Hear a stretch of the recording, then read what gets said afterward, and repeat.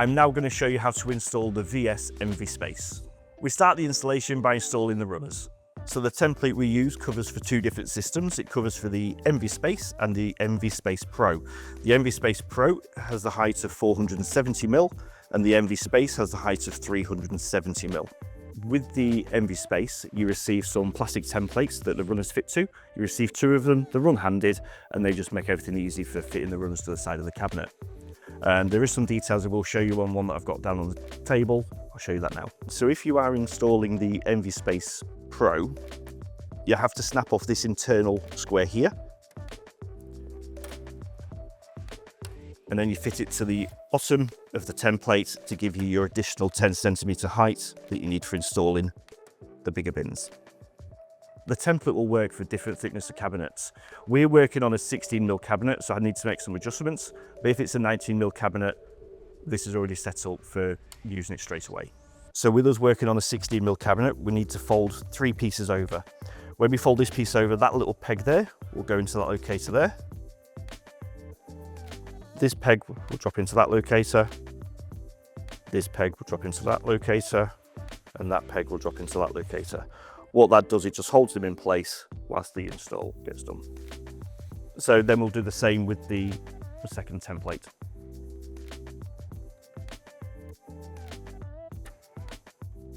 And these are the 4 screws that we use per runner. So the first part you do is put the template into the cabinet, bring it flush with the front, get the runner, slot it into the positions that are needed, and then you can put your screws into place. So the screws will go into the first and last holes on each bracket of the runner.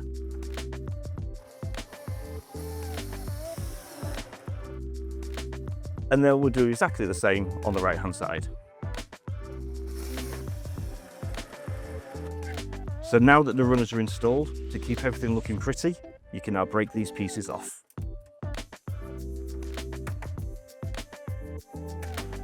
Just like that. We're now at the stage where we can start fitting the frame to the runners. We just slide the frame onto the runners.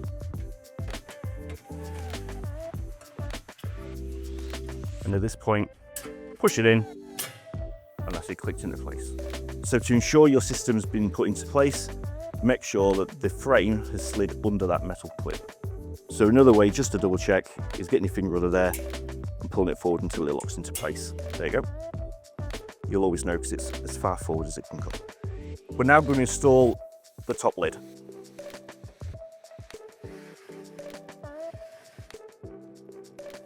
The paper template you get, you also use to put the positions for your front brackets. You have to take into account the thickness of your cabinet. So if you're working on 19mm, this would come to the bottom of the frontal, and that's where you'll be working on your brackets. But with us working on a 16mm thickness cabinet, we need to cut this 3mm off to give us a new bottom line on this template, and that's what will become the bottom of the door. So on the 400 to 600, that arrow there points to your center point on your door.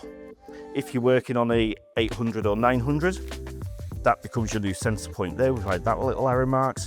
And then for the other brackets, you would come this way, and I'd give you positions for this side.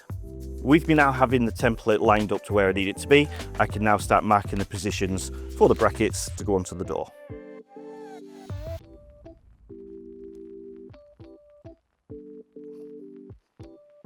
For the Pro version, you would use the red positions as your markers. These are the 4 screws we're going to use to fit the brackets to the frontal. A couple of things just to help you get the brackets in the right way is like this one here has a letter R on it. That was because when the door is installed and the bin's installed the correct way, that would be the right hand bracket, and the opposite would be, it's got an L next, that'd be the left hand bracket, and with it being upright, that's showing you've got the bracket in the right direction. We will now fix the bracket with the 2 screws. We'll now install the left hand bracket.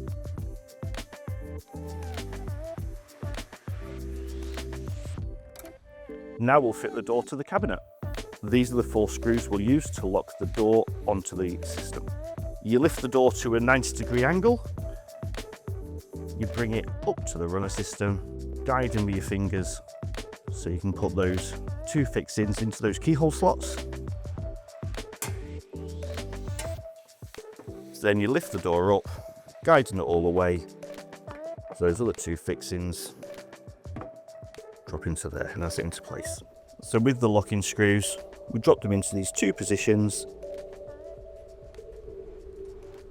I'll tighten them in just a second. We do that on both sides, and that will be what holds the door in place. So use a screwdriver to tighten up these two locking screws. I'm now going to show you how to do the adjustments on the bin system. For doing the adjustments, you first need to release the two locking screws. Once you've released the two locking screws, you can then do the adjustments. This screw here, this is for the up-down movement. And then that screw there is for the tilt movement that you need to do. And once you've got them into the right positions, you can lock those two locking screws back up.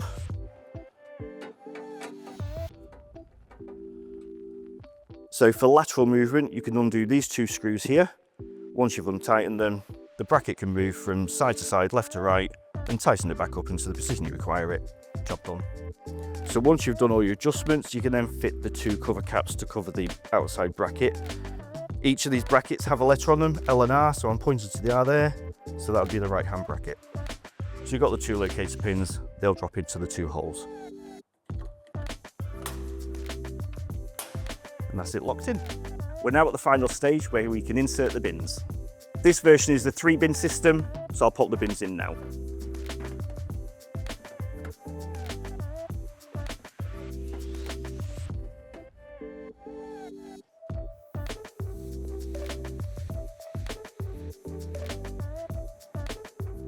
That's clean.